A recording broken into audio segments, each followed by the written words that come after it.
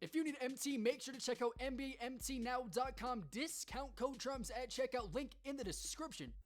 We back on 2K, man, finally jumping into some road to playoffs, and my God, do I absolutely hate these restrictions in the first seed where you can only use one silver player. It's pretty lame how 2K knows we're going to want to open packs, get a really good team, and you can't even use like 95% of the players you pull. And on top of that, my team was playing so booty. At the 4 position, man, I was rocking Steve Novak and Anthony Bennett. Steve Novak, one of the best shooters probably in the NBA. Anthony Bennett, yes, he is a bust, but he has a pretty good mid-range, solid stretch 4, and I missed so many good shots. But I really want to talk about the Western Conference with you guys. The NBA season started off last night, got a great game down there in Chicago, came down to the wire, and then the Warriors absolutely killed the Pelicans last night. So I really want to talk some basketball. Love hearing your guys' opinion. And the Western Conference once again is absolutely loaded. Some powers have shifted a little bit. The Warriors didn't do much this offseason, and a bunch of teams like the Clippers and the Spurs made some serious moves this offseason, and I am loving it. So I want to hear your guys'. Where do you think the Western Conference is going to finish? 1 to 8? Because for me, there's 6 playoff positions, you know, no injuries included. Like last year, OKC, they would have made it if Kevin Durant wasn't gone for, it seemed like, the whole season. I think 6 spots are locked up because we got Golden State. We know Houston's going to be there. The Clippers, we got Memphis, OKC, and then we got the San Antonio Spurs. Those are my 6 locks in the Western Conference. But I think the 7th and 8th seed, there are a few teams that can, you know, get in there. I think we got to say Phoenix Suns for sure. We got to say the Pelicans because they were there last year. Dallas, I'm kind of iffy on. Dirk Nowitzki slipping a little bit. Then we got Darren Williams. How good can he be? They got Wesley Matthews, who they lost Monte Ellison. It's kind of, for me, really not really an upgrade, really not a downgrade there between those two players because one's a little bit more offense. Wesley Matthews, right, great defensive player, so it's kind of just, you know, switching them in and out. But the Sacramento Kings, I think they're the wild card in the West because they have Boogie Cousins, probably the best center in the NBA in my book. I think him and Marc Gasol, the 2 best all-around centers. And then you got Rudy Gay, who is a great small forward.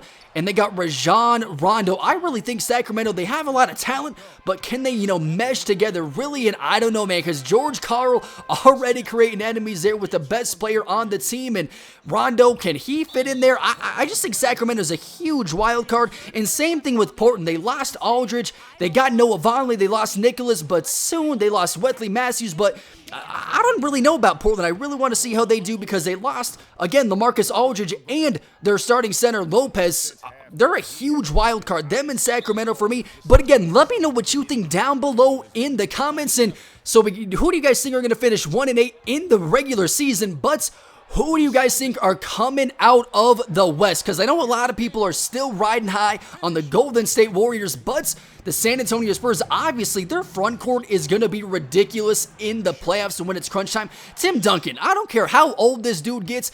He seems to get better with age. I mean, he played so good last year. I think a lot of that just comes down to Tony Parker's health. I think Ginobili, I think Ginobili's just going to give you 1 or 2 solid games, maybe probably 1 solid game in the playoffs. Hopefully it's when it counts, but Tony Parker, I think a lot of it comes down to Tony Parker's health. And then in Houston, they finally got a great starting point guard in Ty Lawson, who was terrible for my Nuggets last year, but I think when Ty Lawson is in the right frame of mind, he is definitely an all-star caliber point guard. They still got Trevor Ariza. They lost Josh Smith, but they're getting Monty Eunice back, who really, I mean, I think he's a great fit, was pretty much their starting center last year because Dwight missed so much of the season. Terrence Jones is an absolute beast, but the LA Clippers, they are my favorites to come out of the Western Conference. They added so many good pieces, have the most athletic front court in the history of the NBA. Josh Smith, Blake Griffin, DeAndre Jordan. Really can't get any more athletic than that, but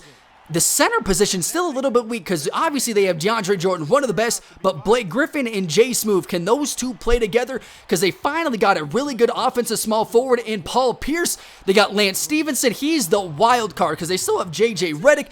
They still got Jamal Crawford. They are absolutely loaded, but the wild card for me, Can Lance Stephenson be the guy he was in Indiana, going up against LeBron, the triple-double machine when he was in Indiana, Lance Stephenson? Or are we going to get the Lance Stephenson from last year, what just looked terrible and really didn't look like he even wanted to play basketball last year? But let me know what you guys think down below in the comments. As god damn, we were down by 10 points, came back, couldn't tie it up in the end. But man, did you guys see how many missed shots Steve Novak misses? He was 0 for 3 from downtown. They were all perfectly good looks. But hit that like button for me, guys, if you want to see some more. 2K, subscribe if you're new, and I will catch you guys next time.